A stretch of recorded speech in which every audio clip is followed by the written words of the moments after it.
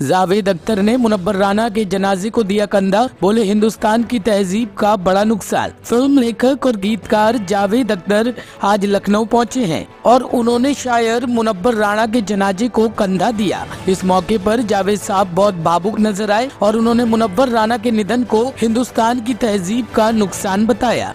माँ पर कई गजलें लिखने के लिए मशहूर शायर मुनव्वर राना का कल रात लखनऊ में निधन हो गया। 71 साल की उम्र में अंतिम सांस लेने वाले मुनव्वर देश के नामी शायरों में से एक थे। क्या कहें साहब, ये सारे अल्फाज जो ऐसे मौके पे इस्तेमाल होते हैं वो इतनी बार हुए हैं और इतनी लापरवाही से लोगों ने किए हैं कि उनके माने बड़े कम हो गए हैं। लेकिन हकीकत ये है कि आज बड़ा नुकसान हुआ है शायरी का, उर्दू का, हिंदुस्तान की तहजीब का। एक अहम सुतून था जो गिरा और ये जो नस्ल धीरे धीरे जा रही है, राहत साहब, निदा फाजली, फिर अब मुनव्वर साहब, ये इसकी तलाफी तो मुझे नहीं लगता कि हो पाएगी। और बहुत अफसोस हुआ उनके तवाक़ीन जो हैं, उनके फैमिली के रिश्तेदार सब, उन्हें तहे दिल से मैं ताज़ियत पेश करता हूँ।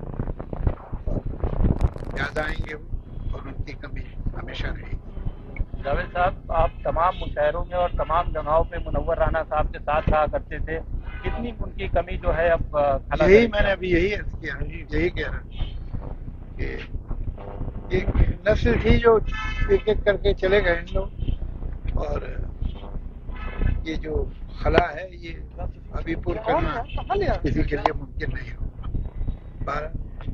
यही है, जो आता है वो जाता है, क्या करें।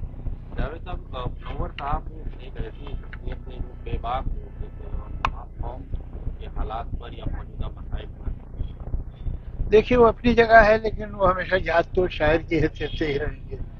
और उनकी शायरी बड़ी मुनफरिद और बड़ी अलग थी, कुछ अजीब।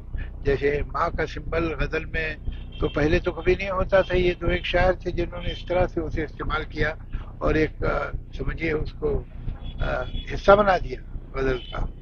और बड़े खूबसूरत शेर उन्होंने इस रिश्ते पे और इस जज्बे पे कहे जो पहले नहीं होते थे। तो उनका जो शायरी है वो रहेगी और शायर की हैसियत से लोग उन्हें जानेंगे हमेशा।